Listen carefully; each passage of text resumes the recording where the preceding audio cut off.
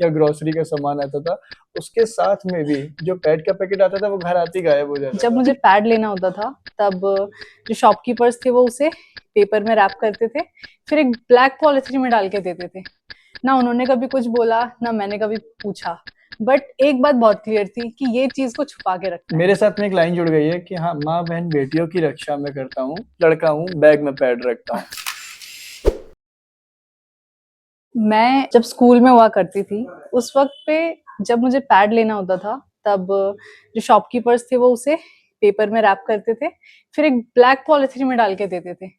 ना उन्होंने कभी कुछ बोला, ना मैंने कभी पूछा, बट एक बात बहुत क्लियर थी कि ये चीज को छुपा के रखना है from father, brother, friends. In 2016 I went to medical school. वहां पे हमारा सुबह सुबह योगा होता था, अर्ली मॉर्निंग, बट एक प्रोविजन था 3 दिन की छुट्टियों का गर्ल्स के लिए during their periods.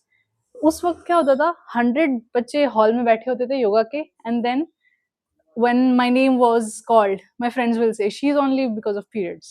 And at that time that thing became very normal.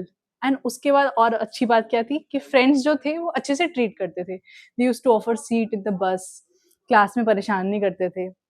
तो धीरे धीरे मैंने वो चेंज देखा, एंड आज मैं अपने घर पे आसपास बहुत आराम से बात कर पाती हूँ। रिसेंटली मैं एक गैदरिंग में गई थी, वहां पे मुझे चित्रांश मिले, and to my surprise he being a male is working in the field of menstrual awareness and products. तो मैंने सोचा कि इनके साथ बैठेंगे, बात करेंगे। तो Chitransh, for the viewer, introduce yourself briefly and then tell about your story from wherever it started till the Hmm. date.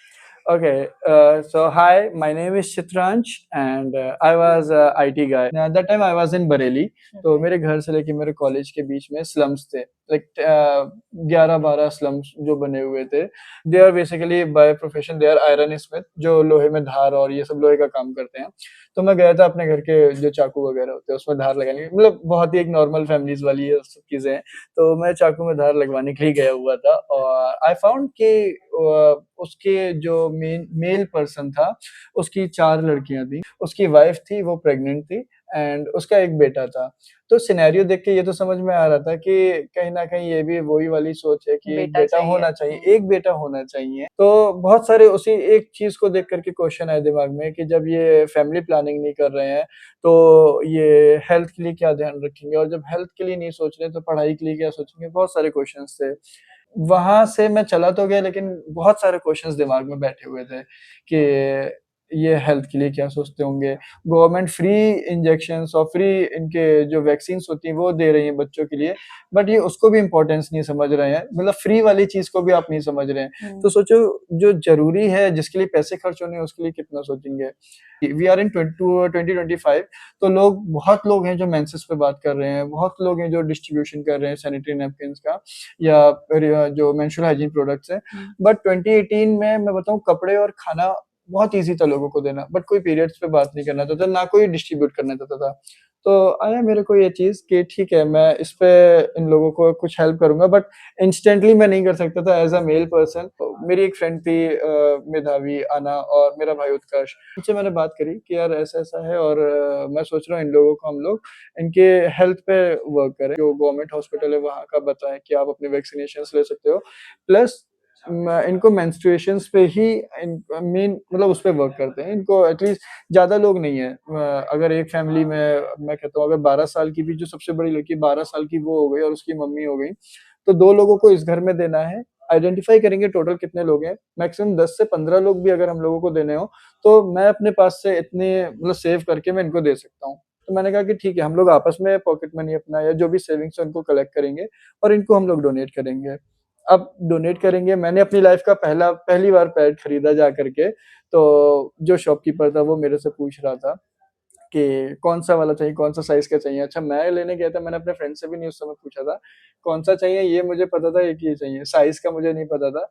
तो मैंने कहा मुझे डिस्ट्रीब्यूशन के लिए चाहिए ऐसा-ऐसा, तो वो बोलता अब दोगे जाके? वो भी एक बार के लिए हँसने लगा। फिर मैं गया ये जो जनौषधि वाले सेंटर्स होते हैं, तब मुझे जनौषधि का रेट पता चला था। जनौषधि वाले पे गया, वहाँ पर एक ही साइज़ आता है, 230 का ही आता था रेगुलर साइज़। वो मैंने उससे लिए, 20 पैकेट लिए, मेरे लिए काफ़ी था। दूसरे स्टेप के लिए मैंने अपने भाई को बोला कि ठीक है, जा कर के आना को लेकर के आना, मेधावी को इन लोगों को बोल देना इस टाइम पर मिले। डेलापी स्लम्स में हम लोग गए अब लोगों को ये समझ में अच्छा ये 4-5 लोग आए हैं और हाथ में एक बड़ा सा कार्टन है, कुछ हमारे लिए बँटने आया है। तो ये था कि हाँ, शायद बिस्किट, ब्रेड या कुछ ऐसा होगा, बट नहीं, वहाँ पे पेट थे तो कुछ लोग इधर-उधर भाग गए। मतलब जो मेल थे वो साइड हो गए। तो अब जो वहाँ की कंडीशन थी, जो सिचुएशन थी, वहाँ पे मेरे को भी गर्ल्स के पास में नहीं गया मैं। जो मेरे साथ की फीमेल्स थी वो उनके साथ में गई, जो मेल थे उनको मैंने समझाया कि देखो यार हम लोग स्टार्ट कर रहे हैं, आपके घर की जो फीमेल है इनको हम पैड देंगे। तो बोलता है अरे इसकी क्या ज़रूरत होती है, ये सब थोड़ी नहीं है। मैं कहा सुनो पहले पूरी बात सुनो, हम कुछ समझा रहे हैं। उसके बाद में जो फीमेल्स थी उनको उन लोगों ने गैदरिंग करी, 8-10 फीमेल्स को बिठाया, समझाया। उसमें एक दादी थी उनको वो ये बोली कि हम तो इतने साल से यही यूज़ कर रहे हैं, अभी कोई ऐसी दिक्कत तो होती नहीं है। बट उनको नहीं पता होती है कि ठीक है, अभी तक नहीं हुई दिक्कत, लेकिन उन्होंने चेक भी कभी नहीं कराया। जब चेक ही नहीं करा रहे हैं, तो उनको वही है कि दिक्कत नहीं होती है। तो फिर भी उनको ये था कि शायद कुछ लेंगे या कुछ और बताएँगे या एक बार दे के चले जाएँगे। हमने कहा नहीं, आपको हम तब तक देंगे जब तक आपको ज़रूरत है, क्योंकि बहुत बड़ा अमाउंट नहीं था। उनके मेल को भी समझाया, थोड़ी देर बाद उनके मेल भी कन्विंस हो गए। उनको ये था कि ठीक है भैया, ये दीदी लोग आएँगी, इनको दे देंगी, ठीक है। हमने कहा ठीक है, हमने देना शुरू करा उनको, 2-3 महीने, 4 महीने तक हम देते रहे, बड़े ईज़ी रहा। उसके बाद में एक चेंज जो बहुत ही बढ़िया चेंज था मेरे लिए पॉज़िटिव चेंज ये था कि उन्होंने हमारे नंबर लिए।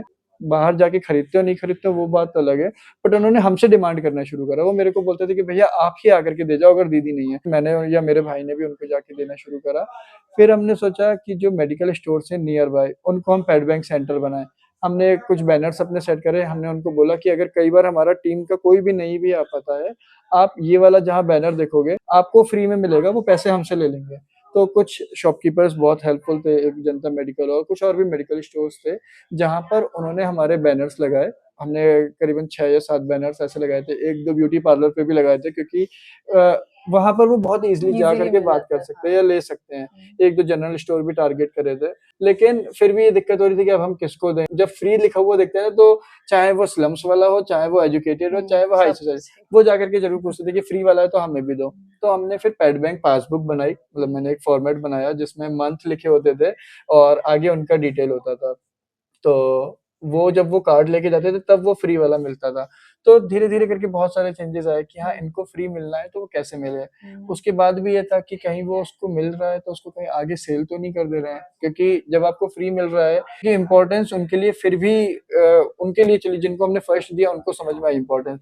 फिर भी बहुत सारे ऐसे लोग होते हैं जिनको लगता है कि अरे अगर मेरे को 2 पैकेट मिल गए हैं, छोड़ो इसकी जगह मैं अपना पुराना जो भी प्रोसीजर कर रही हूँ, वही करते रहूँ, जो पुरानी प्रैक्टिसेज़ थी और इसको मैं बेच दूँ।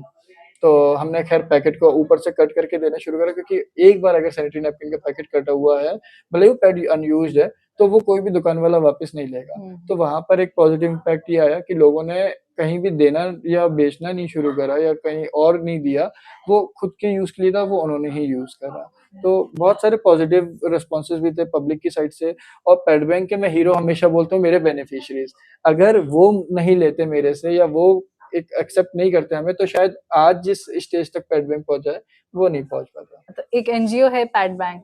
चित्रांश एक कंप्यूटर साइंस बैकग्राउंड से लेकर के एक एनजीओ चलाने तक जहाँ पे वो पैड्स डिस्ट्रीब्यूट करते हैं विद डिफरेंट स्ट्रेटजीज। मैं उनसे बात कर रही थी थोड़ी देर पहले and I got to know कि कितने strategically he placed this thing in the community and how he changed that perspective around the menstruation and the pads. मुझे वो difference दिखा कि कहाँ वो सब कुछ छुपा के करने वाली चीज है, आज हम इतना ओपनली बात करें, इवन एक पॉडकास्ट बना दिया।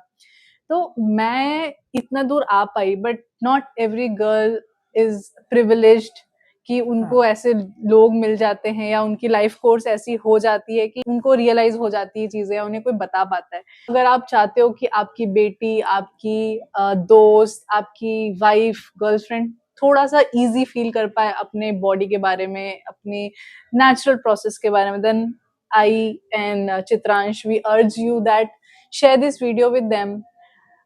खुद वो जिम्मेदारी लेके try talking about these things, make it a normal thing, जैसे कि आज हम बात कर पा रहे हैं और इतने एक चीज़ आराम और, से। It's bad talk, it's not a bad talk. या of course it is not a bad talk, it's और रियली। पीरियड्स होना नॉर्मल बात है, पीरियड्स ना होना एबनॉर्मल बात है। अगर कोई बोलता है कि नहीं है कैसे एबनॉर्मल टॉपिक पे बात करें, तो बोल दो कि भाई पीरियड्स होना नॉर्मल है, पीरियड्स ना होना एबनॉर्मल है, डॉक्टर को दिखा लो। If you want to join in from your city, like start my pet bank in your city or I will support. So you know what you have to do. either start talking at your home, discuss it with people, or you can join hands with Chitransh. That was all for the day. तो क्यों ना pad of unity बनाए, क्योंकि लोग unite होंगे और सबसे बड़ा पैड हम बनाएंगे। तो 22 फीट का पैड था, Like single pad 22 feet. 2018 में हमने बनाया था और 2019 में हमें फिर इस लिम्का बुक ऑफ रिकॉर्ड में गया और सबसे बड़ा पैड बनाने का हमें रिकॉर्ड मिला था।